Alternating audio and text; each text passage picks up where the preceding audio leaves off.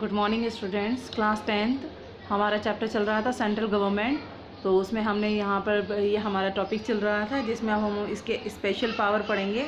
तो राज्यसभा के पास कुछ स्पेशल पावर्स भी होते हैं। तो 249 आर्टिकल के तहत इसके अंदर जो है राज्यसभा को ये अधिकार होता है कि वह सब्जेक्ट और स्टेट लिस्ट के अंदर सब्जेक्ट्स जो होते हैं उनके अंदर कुछ भी 2/3 मेजोरिटी के हिसाब से कुछ भी चेंजेस कर सकती है और कुछ भी मेंबर्स को इलेक्टेड कर सकती है। इसी तरह से according to the article 312 of the constitution, Rajya Sabha can given the power of central government of creating new old Indian services by passing a resolution with 2/3 majority. 2/3 majority के तहत 312 आर्टिकल के तहत का जो राज्यसभा है वो सेंट्रल गवर्नमेंट के अंदर नए तरीके के जो सर्विस जो होती है उसको भी पास कर सकती है, यानी सर्विस जो है वो रख सकती है, इंडियन सर्विसेज रख सकती है। नेक्स्ट इसका आता है एग्जीक्यूटिव। इसका जो सेकंड, पहले तो हम लेजिस्लेचर के बारे में पढ़ रहे थे, अब सेकंड जो है वो हमारा है एग्जीक्यूटिव। एग्जीक्यूटिव जो होता है वो गवर्नमेंट की सेकंड पार्ट होता है, part of the government second part होता है। इसके अंदर जो आता है फर्स्ट आता है प्रेसिडेंट। प्रेसिडेंट जो होता है उसको उसको रखने का जो आर्टिकल है वो 52 के तहत भारत के अंदर प्रेसिडेंट बनाया जाता है और 53 आर्टिकल के तहत एग्जीक्यूटिव पावर्स उसको सौंपी जाती हैं। और जो प्रेसिडेंट होता है वो उसके लिए उसको चुनने का अधिकार जो होता है वो अधिकार होता है, इसको हम आगे पढ़ेंगे कि किस तरह से इसकी वोटिंग होती है और कैसे इसको चुना जाता है। तो जैसे कि प्राइम मिनिस्टर की जो इलेक्शंस होते हैं वो डायरेक्ट इलेक्शंस होते हैं, मगर प्रेसिडेंट की जो इलेक्शंस होते हैं वो इनडायरेक्ट इलेक्शंस होते हैं। तो हम यहाँ पर देख रहे हैं कि the president and the himself और by the functionaries will use the according to the constitution. The president, vice president, prime minister, cabinet and the attorney general of India are included in the union executive. Executive के union executive के जो members होते हैं वो ये सब होते हैं। कौन कौन होता है? द प्रेसिडेंट होता है और वाइस प्रेसिडेंट है, प्राइम मिनिस्टर है, कैबिनेट और अटॉर्नी जनरल, इन सब को इसके अंदर रखा जाता है। जिसके अंदर प्रेसिडेंट अगर कुछ भी चीज़ को नॉमिनल तरीके से उसका हेड बनाया जाता है, प्रेसिडेंट जो होता है वो प्राइम मिनिस्टर की और कैबिनेट मिनिस्टर्स की राय से और आगे काम कर सकता है। Qualification for the post of president, president की पोस्ट के लिए क्या क्या क्वालिफिकेशंस होनी चाहिए? तो फर्स्ट इसका है he must be a citizen of India, वो भारत का नागरिक हो।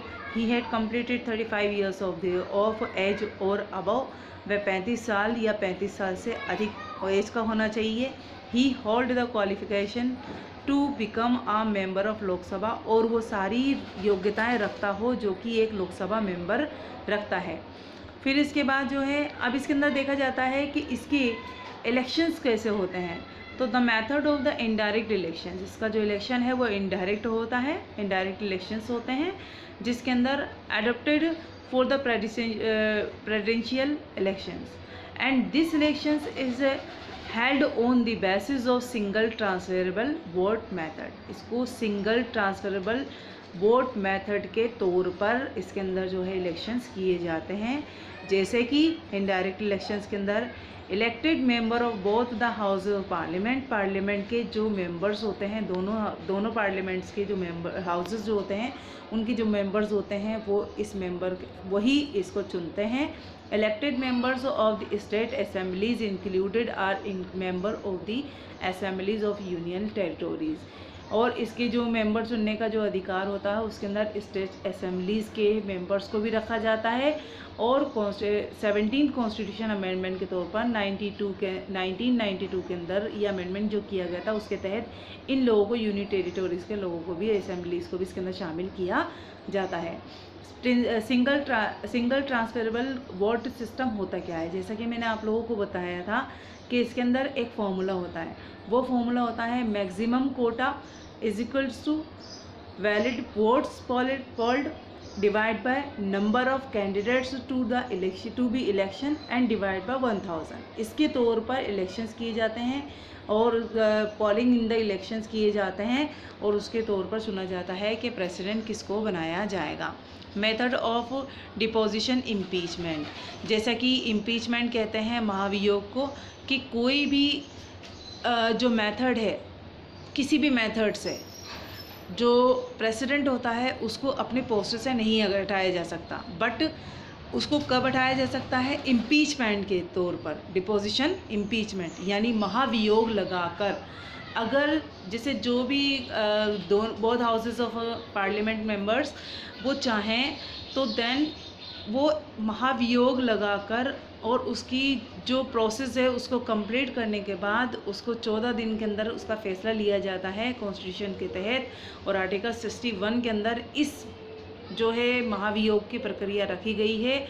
और उसके बाद जब वो वैलिड हो जाता है, जब वो साबित हो जाता है, तो प्रेसिडेंट को उसकी पोस्ट से हटा दिया जाता है। अगर ऐसी कुछ नहीं होता है तो उसको 5 इयर्स के लिए चुन लिया जाता है।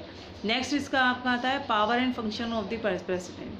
प्रेसिडेंट के पावर और फंक्शन जो होता है वो 2 पार्ट्स के अंदर बांटे जाते हैं। पहला होता है आपका, फर्स्ट है जनरल पावर एंड राइट्स, और दूसरा है आपका जिसे हम नॉर्मल पावर्स भी कहते हैं, और सेकंड आपका आता है इसके अंदर एमरजेंसीज पावर्स। तो जनरल पावर्स के अंदर फर्स्ट जो होता है वो होता है एग्जीक्यूटिव और एडमिनिस्ट्रेटिव पावर्स। आर्टिकल 53 के तहत एग्जीक्यूटिव के अंदर जो प्रेसिडेंट के अंडर में जो पावर्स आती हैं वो बहुत सारी पावर्स आती हैं जिनको अलग अलग पार्ट्स के अंदर बांटा जाता है। फर्स्ट इसके अंदर आता है appointment and dismissable of important officer. Important officers को अपॉइंट करने का और उनको डिसमिस करने का जो अधिकार होता है वो प्रेसिडेंट के पास होता है।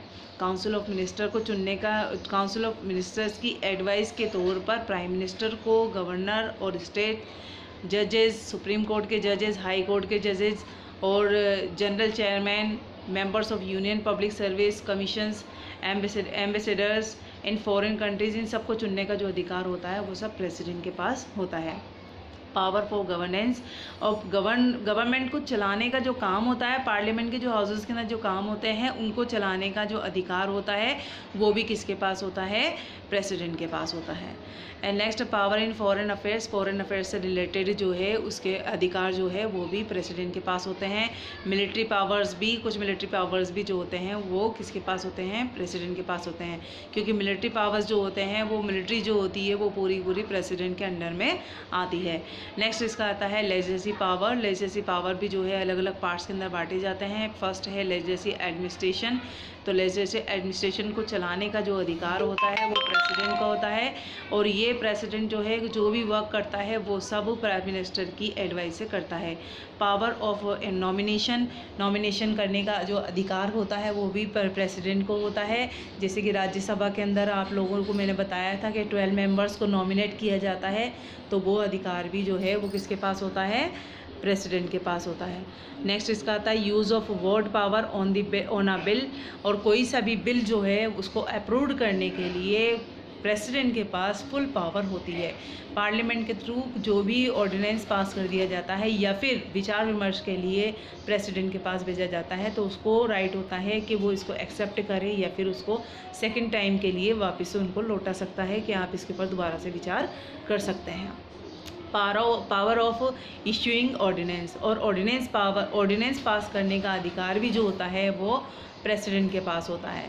तो इसके लिए ऑर्डिनेंस को पास करने के लिए उनके पास जो होते हैं वो 6 हफ्ते होते हैं, 6 वीक्स उनके पास होते हैं, और पार्लियामेंट के पास जो है वो दोबारा से इस चीज़ को भेज सकते हैं।